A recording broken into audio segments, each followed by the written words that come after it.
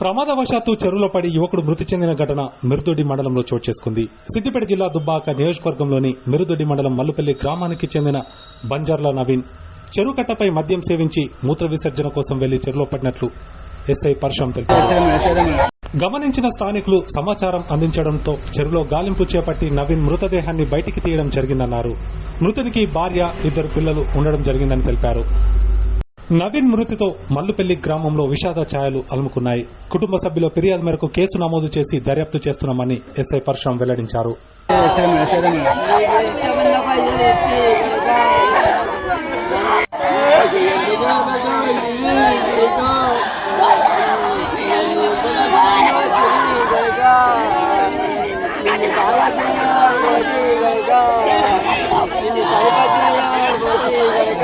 Saya